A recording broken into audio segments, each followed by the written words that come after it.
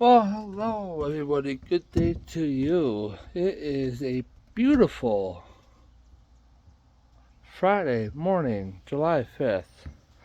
And it's been a while since I posted a video, so I figure, why not? Okay, so 2002 Ford F-150 with the 5.4 Triton V8. I know people are going to give me a lot of slack for this, but you know what? This thing is a beast. She will not die. She is a tank. 260,000 miles on it. The only thing I've done to this truck was put a new upper intake into it, a new battery, alternator, serpentine belt, starter. I do, however, have a remote starter on here.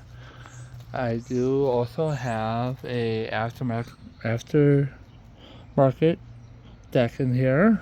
This thing runs like a beast. I bought this truck 6 years ago, and every day, without a fight, she keeps running. Yes, it's on a 3-inch lift. Yes, it has a cherry bomb exhaust with a big old tip on there. But you know what? I am glad I have this beast. I got a very good deal on it, and at some point, this will be going to my oldest son, Dominic. This will be his truck. But we're not worried about this truck today. Today we're looking at the Ram, 2004 Dodge Ram. It is the 1500, the SLT, the 4.7 liter V8. I mean, look at this thing. Yes, she's got some clear coat coming off, but you know what though? Every day, this is the tank. This is the beast. A while ago, I had a busted brake line, and it actually went and ate the rust right where the stock bracket is, and actually went right through my brake line. So I had no brakes at all. And I mean, this is my neighborhood. This is the block that we live on, the block we raised up our kids on. Right there at the next corner, that'll be Wisconsin Avenue. We have an overflow parking lot, so during the winter time, we can't park on the streets. So again, this thing is a tank, without fail, every time. These are the Kevlar ATs. Yes, they actually have Kevlar in them. Big old beefy tires, big old monster tires on here. This thing stops on a dime and gives you 9 cents back. So, a while back, I want to say probably about 8 months or so ago, my wife was saying, hey, you gotta go move the Ram. Okay, fine, I'll go do it. Well, I started hearing some really weird noises on the road, and it didn't sound right. And I went to go open it up and see what's up with her. Now, yes, she does got the aftermarket stereo in here. That is simply beautiful. It's got an aftermarket deck and an aftermarket remote start in here too. What can I tell you? This is probably one of, if not the nicest trucks on my fleet, with 169,000 miles on it. Always nice. I get constant notifications when my truck gets turned over. I have the Drone mobile app, which I do agree, get the Drone mobile app. This is that 4.7. The 4.7 V8. Hopefully the microphone can pick that up. This thing runs top notch. Again, let's take a look underneath the hood. this big old beast. When I say it's got a 4.7, it has a 4.7 Magnum V8, not the Hemi. You always want to get the Magnum. You don't want to get the Hemis. Something about the Hemis, I don't know what it is. They just are really weird. I don't know what it is. Well, you know what? I'm happy to have this truck. This truck has never let me down. I will say she has her issues, but you know, for something being this old, what does it? So, again, like I was saying, my wife's driving on one. She's like, go move the truck. Okay, fine, I'll go move it. And it starts acting weird. I'm like, this doesn't feel right. I know this truck. I've had it for a while now. And I told her, I said, something's wrong with my truck. You know, she's like, what do you think it is? I said, I don't know. So, coming down Wisconsin Avenue one day, about to pull on Van Buren, and the front just locks up on me. I can't move at all. Call PD, call a tow truck, and they're like, Jack, we get the truck out of the way. I'm like, I'm working on it. I'm trying my best. So, long story short, waited for almost 2 hours on a Sunday to get some poor defenseless tow truck driver to come and rescue me, to take me maybe 150 feet or so, charge me $175. Okay, fine. I'll pay it. I don't care. I just had to get it home and make sure it was taken care of. So, call up a buddy of mine who used to own a boneyard, and I said, hey, you know, this is what's going on. It's this truck, da da da. He's like, alright, I'll come get it. Alright, how much is it going to cost me? Well, let's see what it is first. Okay. Come to find out, is the wheel bearing. Who would ever think a wheel bearing on a 2004 Dodge Ram 1500 quad cab can actually make your lock in or your front end basically lock up? That's nuts. It's crazy. So, long story short, get the truck done, get it back home. And I'm like, okay, cool. So, time goes on, everything gets taken care of, you know, oil changes are routine. I always do oil changes. Either I do them, or if the filter wants to be a pain in the butt, I take it and get it done. But, I mean, seriously, the only thing that was lit up on this dash, on this big old dash right here, was the ABS light and the brake light. Nobody knows why. Talked to the previous owner, who I'm very good friends with, and he's just a tremendous guy. So he didn't know. He said that before I bought the truck, he had it detailed, and the guys that did the detailing on the truck might have accidentally hit the emergency brake. The emergency brake is loose. There's no tension on here at all. Nothing at all. So I'm sitting here trying to figure out what else could it be. Something's going on with my truck. I know something's going on. Well, what is going on with my truck? So time goes on, and the wife is driving my truck again because her truck went down.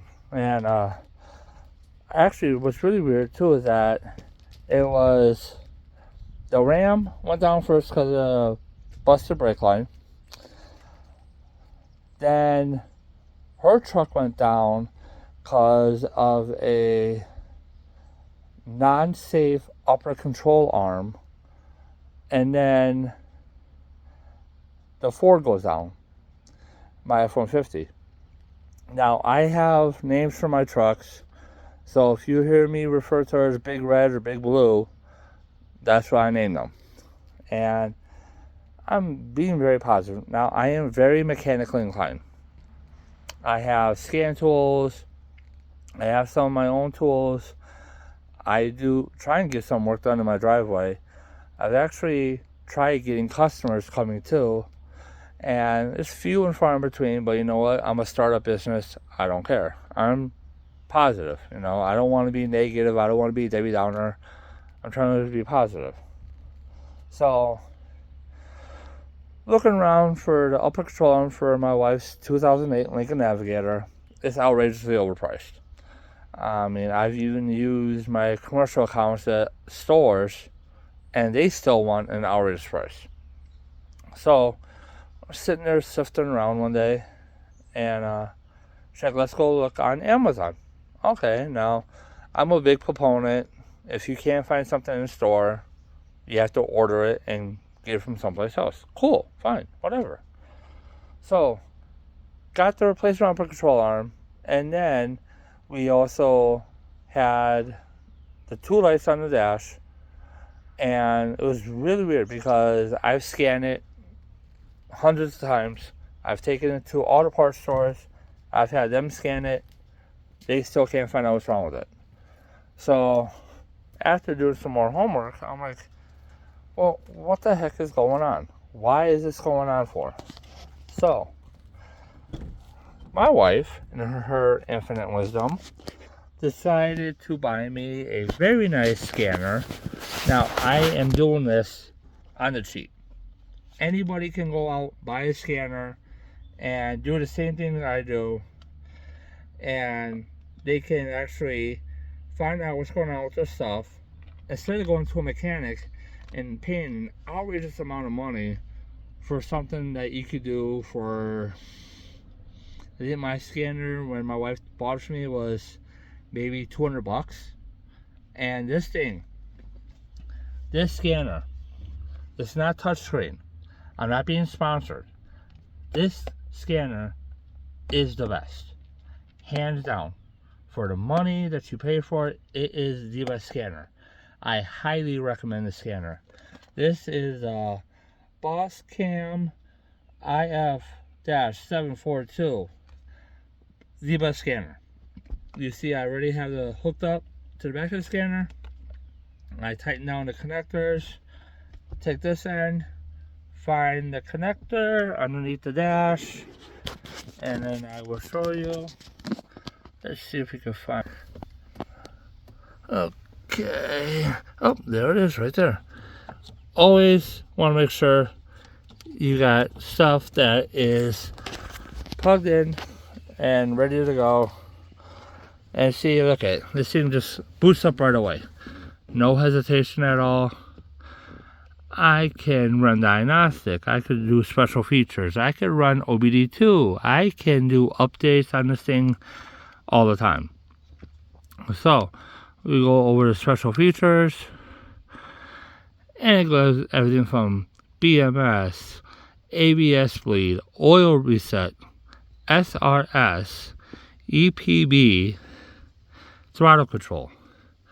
Now, again, I've only had this for a few months, and guys, seriously, everybody, take the time, spend this money, buy the scanner. Again, no sponsor, just telling you how it is. So, let's go back to the main screen. So then we're going to run diagnostic. And then you always want to pick where it's from. See, mine is America. Scroll to Dodge. And it will pull up everything on my truck. I can get the VIN number. I can look up this stuff automatically or manual select. I always do manual select because there might be some kind of other encryptions out there that say they could do this, but nothing beats by doing it by yourself. So we go Dodge Ram, system select. See, there it is.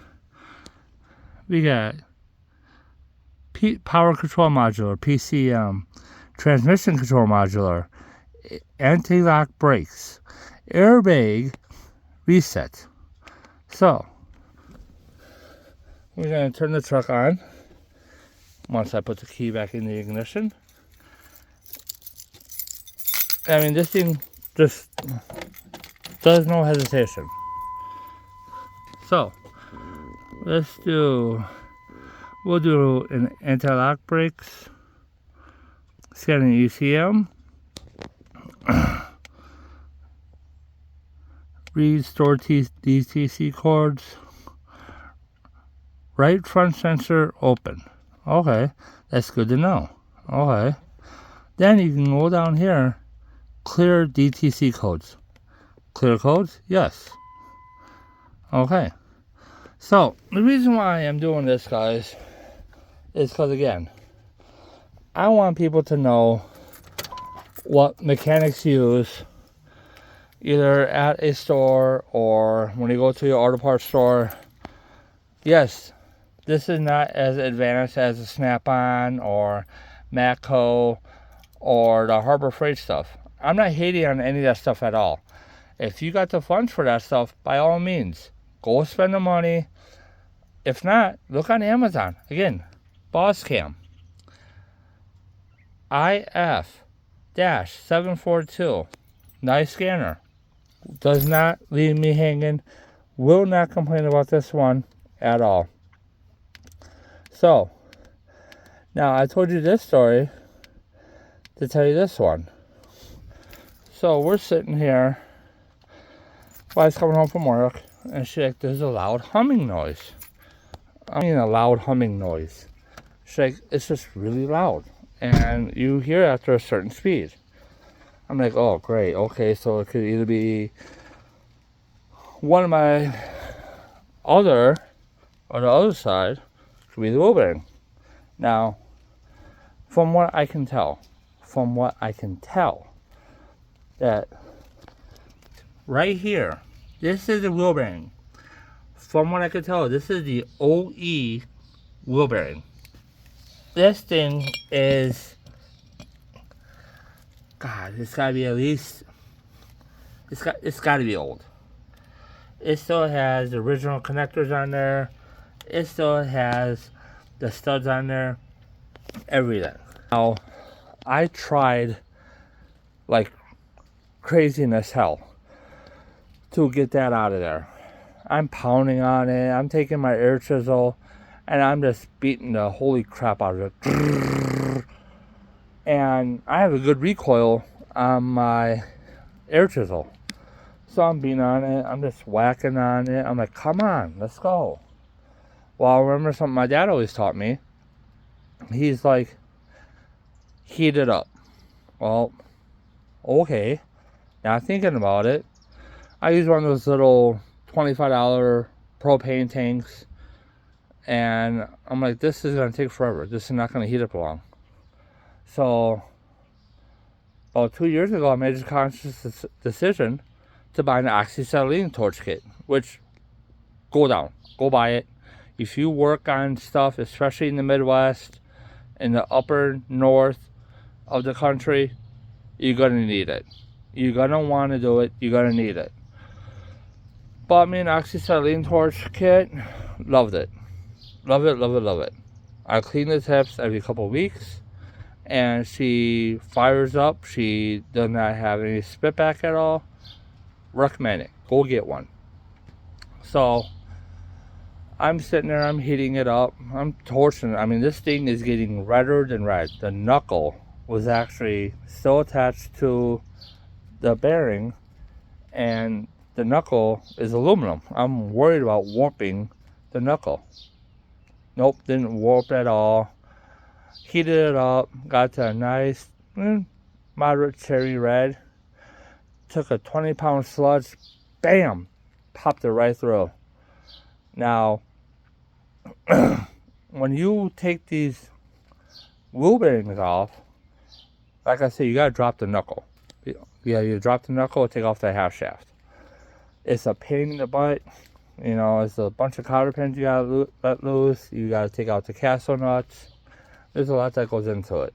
But there's a certain gratification when you have your own tools on your own equipment and you can work on it and know that you're not paying some shop $170, $200 an hour for something that you could do for a heck of a lot cheaper, and you get some gratitude. You get to learn something. So I say this to tell you this one. I was always a big proponent to go into a shop, go get it done, go get a shop. That's not always the case. Think about it. If you have one truck by itself, now at some point we were just down to Big Blue, Old Faithful.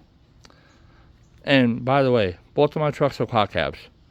So with having 3 kids, you need to have a quad cab truck. So we were down to this truck. My wife's car at the time was in the shop, and she's worried because she's like, well, how are we gonna get stuff done? You know, I have to go to work. I'm like, go to work, we'll take care of it later.